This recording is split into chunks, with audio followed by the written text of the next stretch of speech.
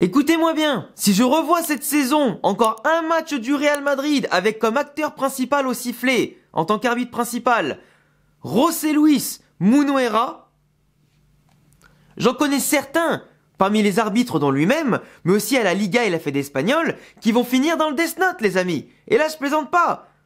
Mon carnet, là, il est vide. Il attend juste un truc, un coup de stylo, pour ceux qui ont la ref. Et là, aujourd'hui, vous allez me dire, mais arrête, t'es pas obligé d'être extrémiste comme ça, c'est que du football, c'est que de la passion, tu vois. Sauf qu'aujourd'hui, on a atteint, les amis, le sentiment de non-retour. On a atteint le point de non-retour. On a atteint des limites, on a franchi des limites que je pensais pas qu'on allait atteindre. Là, les amis, j'ai l'impression simplement, quand tu regardes le match Real Madrid-Osasuna, qu'on s'est fait littéralement chier dessus. Qu'on s'est posé par terre comme si t'étais en train de bronzer, que le mec, il arrivait devant nous, il nous a chié dessus.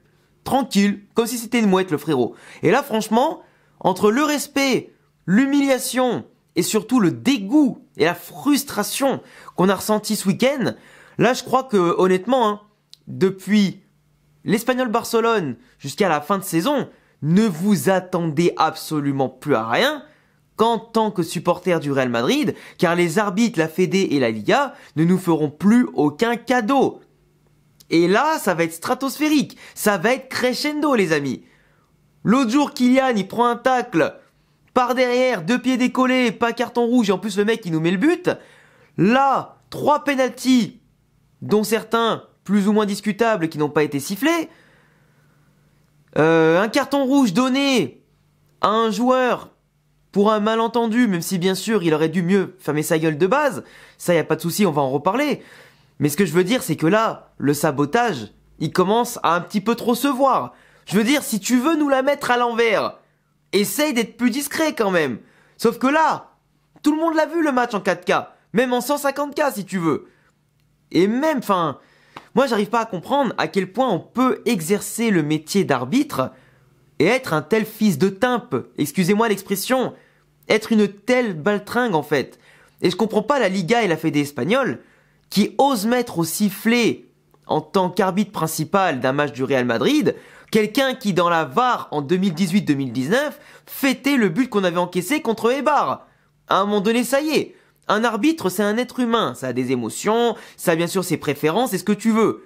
Mais quelqu'un qui fait autant de messe basse contre le Real, qui aime aussi peu le Real, dans un match qui compte en plus à l'extérieur, dans un titre en tout cas qui se joue maintenant à chaque journée, tellement c'est serré, tu peux pas lui mettre le sifflet à un arbitre principal. Parce que là, tu te rends compte quand même, qu'en rien que 15, 20, voire 30 minutes de jeu avant le carton rouge de Bellingham, même si le Real est censé marquer au moins 2-3 buts par ses propres occasions, je parle des ratés de Mbappé, je parle des ratés surtout de Vinicius qui rate 2 trucs sur 2 caviars de Mbappé, entre la tête même pas appuyée comme il faut, même pas bien tentée, et le centre en retrait de Mbappé qui tire sur les bras du gardien. Et que ces deux occasions, normalement, faut être plus tueur, faut être plus efficace, et comme ça, même à 10 contre 11, avec au moins 2 buts marqués, on était tranquille et on aurait gagné ce match. Mais quand l'arbitre, il te sabote autant, c'est un carnage. Je parle pas forcément, tu vois, de la main que le défenseur il laisse par terre parce qu'il a la main qui s'appuie sur le sol. Mais quand tu vois bien sur le résumé, le ralenti et tout ça, le mec il a le bras levé et en plus il étend sa zone de défense. Il laisse traîner la main. Faut pas que Vinicius il la chope plus longtemps, tu vois. Et donc forcément, ça y prend pas. Pareil, Vinicius qui fait son crochet, il se fait découper dans l'angle de la surface. Y a pas penalty. Puis une autre occasion encore, situation litigieuse, pas revue par la VAR. Camavinga qui fait une faute mais la plus catastrophique de l'histoire de l'humanité, il laisse traîner le pied, il lui écrase le pied à Budimir. Là la VAR elle intervient tout de suite. Alors que le corner il était sur le point d'être mis en place, d'être joué, non la VAR elle intervient directement. Et puis voilà, parce que quand c'est le Real Madrid, la VAR elle intervient même pas. La VAR elle te dit rien du tout. Et c'est ça qui est quand même problématique. C'est que là t'as un arbitre qui veut rien savoir, il a entendu un mauvais mot de la bouche de Bellingham, il sort le carton rouge, alors qu'il se fait sûrement insulter par tous les joueurs à tous les matchs, mais le mec ne dit rien, et là il a essayé de faire le cow-boy. Et le problème c'est que tu peux pas lutter dans un système corrompu, et surtout aussi pourri à la mort, quand t'as en face un arbitre à qui certes on doit le respect en tant qu'être humain, en tant que professionnel, en tant simplement qu'acteur du jeu, parce que tout le monde mérite le respect, mais quelqu'un qui se veut être autant le personnage principal qui souffre du syndrome du personnage principal pour qu'on parle de lui médiatiquement et couler une équipe qu'au passage il n'aime pas du tout, eh ben ça prend pas. Donc l'arbitrage aujourd'hui contre Osasuna, il a été scandaleux, il a été catastrophique, il a été polémique. Et même si j'aime pas de base faire la pleureuse sur l'arbitre, parce que contre l'Espagnol, je vous ai dit, l'arbitre il avait un rôle, mais nous n'avions pas été capables de marquer un seul but déjà. Donc forcément, tu mets pas un but, tu gagnes pas. Donc c'était aussi notre problème à nous. Là encore une fois contre Osasuna, avant le carton rouge de Bellingham, plus ou moins discutable, eh ben, t'es censé marquer au moins 2-3 buts. Donc l'arbitrage, en tous les cas, tu avais les moyens toi-même, tu avais la qualité de toi-même, t'avais un jeu sérieux, tu les dominais, tu les asphyxiais, ils voyaient pas l'eau et la lumière non plus, ils voyaient plus rien. Eux, ils voyaient même pas la lumière au bout du tunnel. À chaque fois, ils essayaient d'y aller, tu leur mettais des croche-pattes et tu les tirais en arrière. Tellement tu les submergeais, tellement tu les bouffais. À tous les plans, Osasuna. Chez eux en plus. Et tu marques pas ce deuxième but ni ce troisième but, tu leur offres des choses faciles. T'as Thibaut Courtois qui te fait des arrêts de fou malade avec sa manchette au sol et tout hyper rapide. Et malgré ça, malgré les événements, eh ben il a fallu qu'un grain de sable vienne enrayer la machine et tu t'es sabordé tout seul. Et aujourd'hui, t'as beau parler de l'arbitrage, finalement le premier fautif c'est toi-même. Et même si mes collègues et moi-même on a peut-être une difficulté à analyser ce match tant globalement l'arbitrage a été scandaleux, faut pas négliger ça non plus. Parce que il faut toujours se remettre en question. Et c'est comme ça que tu avances. Et aujourd'hui, le Real Madrid, en plus d'une solidité défensive qui est loin d'être sereine, qui est loin d'être reine dans le jeu du Real Madrid, on n'a pas non plus une efficacité incroyable. Pourtant, les matchs, on en a planté 3, 4, 5 buts. On a commencé à le refaire pas mal de fois en 2025. Et on le faisait pas mal sur la fin d'année 2024. Sauf que des fois, c'est pas suffisant. Quand tu as autant d'occasions, ça devrait être normal de marquer 3, 4 buts ou 5 buts par match. Et ça, le Real Madrid, quand même, arrive à créer du jeu, arrive à créer quand même des situations en étant dangereux. Et en étant surtout capable de transformer les occasions, les actions, en vraies opportunités de but. Tu vois ce que je veux dire ou pas? C'est pas stérile, c'est pas des frappes de loin qui vont à côté, c'est pas des occasions qui passent largement, en tout cas, hors de portée du gardien, c'est vraiment de vraies occasions qu'on arrive à avoir. Des opportunités très chaudes. Et le truc, c'est qu'on n'en profite pas. T'as l'impression que on fait tout comme il faut et dès qu'on doit planter ce but, on se cache dans ses responsabilités, on panique, on stresse un peu. Je sais pas, c'est trop bizarre. Et pour moi, ça, si on était un minimum plus efficace, on n'aurait même pas à sourciller, on n'aurait même pas à trembler d'un carton rouge. Pour parler de ce carton rouge, Jude Bellingham, pour moi, il a clairement merdé. Parce que Vinicius, on en parle beaucoup quand il merde, etc. Quand il parle trop à l'arbitre, quand il parasite le jeu. Il a encore fait un petit peu dans le match là. Parce que il y a plusieurs fois, notamment sur les pénaltys pas sifflés, pas revus, où au lieu de continuer de jouer, il s'arrête totalement. Il a seulement continué de jouer sur le 3e pénalty pas sifflé. Où là, il s'est relevé, il a joué. Tu vois. Et c'est pas normal. Normalement, tu dois tout le temps continuer de jouer, car l'arbitre, en sachant que tu es le Real Madrid, qu'on va te faire aucun cadeau, sachant que tu es Vinicius Junior, et que les arbitres ne sont pas, en tout cas, en ta faveur, tu ne peux pas t'arrêter de jouer. Tu dois continuer ton effort, parce que toi, tes coéquipiers, ils sont encore lancés sur l'action. Ils s'attendent pas à ce que tu perdes la balle, ou du moins, que tu arrêtes ta course, et donc ton pressing, ou l'action pour que tout le monde, en tout cas, ne soit plus débordé. Parce que quand tu arrêtes ta course, que le joueur en face, lui, s'est pas arrêté. Donc ils ont lancé l'occasion, la contre-attaque, et toi, au lieu de défendre, au lieu de le gêner pour que tous tes coéquipiers se replacent, tu fais pas. Donc du coup, ça crée des déséquilibres, ça crée des espaces dont les adversaires vont profiter pour te tuer. Et ça, c'est dommage. Par contre, tu vois, Vinicius, au bout d'un moment, comme je disais, il s'est repris en main. Il a été ultra dangereux, même si à la fin du match, il était cramé, tellement il a fait des efforts physiques importants avec Kylian, sur les longues courses, tous les dribbles, etc., à force de tenter et tout, en vain malheureusement.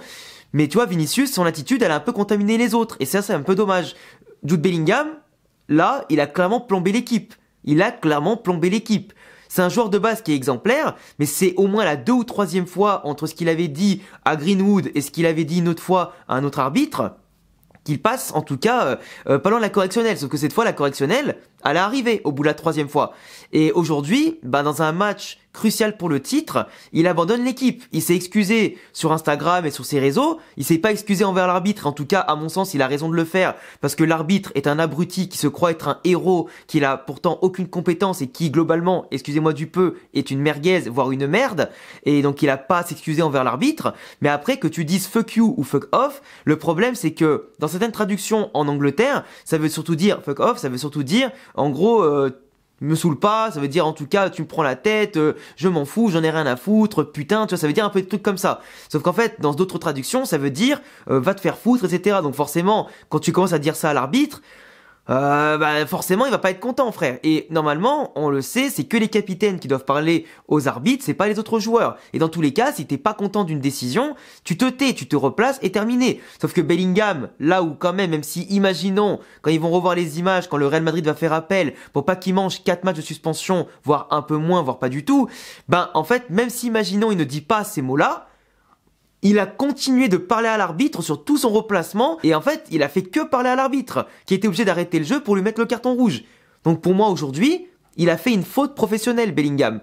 Il a fait une faute professionnelle. Et ça, c'est pas normal. À un moment donné, l'arbitre il siffle, pas dans ta situation, tu te replaces, tu te tais et tu te concentres sur le jeu.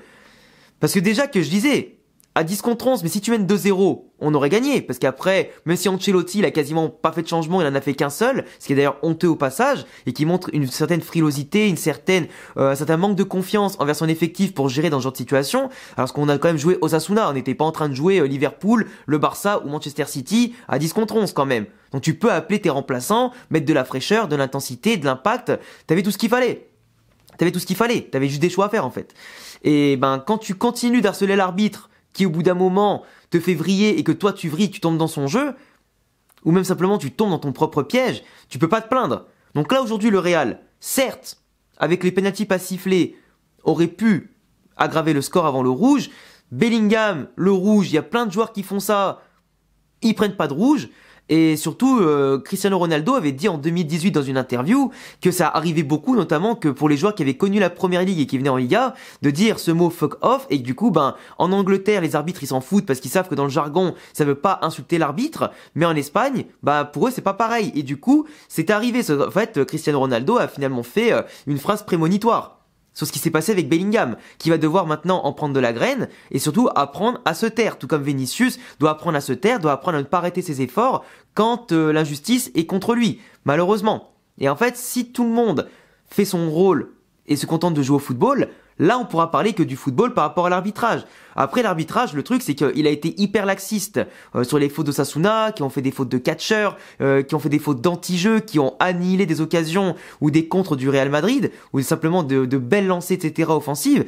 Et forcément, quand tu les punis pas une fois, deux fois, trois fois, ou même 4 fois, 5 fois, 6 fois, les mecs, ils s'en donnent à cœur joie. Pas de carton jaune, donc pas d'épée de Damoclès sur la tête, pas d'avertissement même oral pour les empêcher de recommencer éternellement, et forcément, oui, tu peux péter les plombs. Mais dans tous les cas, l'arbitre, il est pas dans ton sens. Donc autant jouer ton football, t'es en train de les asphyxier, t'es en train de les dominer, t'es en train de tenter plein de choses, c'est pas pour toi-même te tirer une balle dans le pied, voire 2 balles dans les 2 pieds, tu vois. C'est un peu dommage. Enfin bon, après voilà, je pense que là j'ai fait le tour de tout ça, mais pour moi encore une fois, même si le match je l'ai pas vu en direct et vous le savez parce que j'ai pas fait de débrief et que j'ai dû rattraper le match en rentrant de mon événement de Paris pour en parler dans le podcast Real Madrid avec Thomas de Chronique Foot qui est sorti sur sa chaîne et avec Thomas de Real France, là avant de vous en parler aujourd'hui, franchement même en ayant connu le résultat, vu les extraits vidéo avant de revoir le match, ça m'a quand même frustré de voir ça. Et ça m'a aussi frustré de voir des joueurs comme Camavinga qui sont pas au niveau, qui ont beau être bons sur une partie du match, mais qui est capable de te couler sur une erreur. Voire 2. Et en ce moment, les erreurs, Camavinga, il en fait beaucoup. Et il commence petit à petit, je pense, à perdre son crédit dans l'équipe et la hiérarchie de Carlo Ancelotti. Et t'en as plein comme ça aujourd'hui qui doivent se réveiller, doivent faire beaucoup mieux. Et là, Camavinga, il nous a encore coulé. Et c'est un petit peu dommage. Parce que l'erreur contre le Barça, l'erreur maintenant, une autre erreur encore demain il y a quelques semaines, ça fait quand même beaucoup, tu vois. Ça fait quand même beaucoup. Et aujourd'hui, il faut compter sur tout le monde. Et on peut pas se permettre de couler sur des erreurs individuelles. Tout comme Bellingham qui parle à l'arbitre, etc. Et le problème, c'est que nous déjà, on a des failles collectives. Donc si individuellement on s'y met, on va pas y arriver. Et c'est pas comme ça que tu remportes des Ligas, des Copas, des Ligues des Champions. Et là, la Ligue des Champions, contre un City qui a gagné 4-0 contre Newcastle, avec un Marmouche qui est en forme, avec Nico Gonzalez qui sont en forme, qui vont être titulaires, qui vont peut-être changer beaucoup de choses collectivement et individuellement côté de City, l'affaire est loin d'être pliée mercredi. Je vous ai fait l'avant-match qui est disponible depuis dimanche après-midi sur ma chaîne YouTube, que j'avais tourné en avance avant de partir à mon week-end vendredi. Mais franchement, là, il y a beaucoup de choses à remettre en question dans l'attitude, au-delà du jeu. Parce que le jeu, pour une fois, était encourageant, mais là, c'est l'attitude qui va pas. Parce que d'habitude, c'est l'attitude qui va bien, mais le jeu qui est pas ouf, tu vois. Donc il faut apprendre à trouver cet équilibre pour réussir à aller loin et tout gagner. Mais encore une fois, Munuera, arbitre, s'il fait pas un bon boulot la prochaine fois, c'est dans le Death Note, mon gars. Il n'y a pas d'extrémiste qui compte. Tu m'emmerdes, je t'emmerde aussi. C'est tout. Il y a pas à tortiller du cul. Enfin bref, je vous laisserai me dire en commentaire ce que vous en avez pensé, les amis, de Real Osasuna. Encore désolé d'avoir été absent pour le débrief, mais mieux vaut tard que jamais pour en parler. Dites-moi ce que vous en pensez de Bellingham, de Camavinga, de Vinicius, des pénaltys pas sifflés, du carton rouge, de la boulette encore de Kama. Et puis on se retrouve de toute façon dans la semaine pour pas l'actualité, pour faire le débrief du Real contre City. Et bien plus encore, passez une excellente journée. Abonnez-vous, cochez la cloche, le petit pouce bleu. Et à bientôt pour d'autres vidéos. Ciao.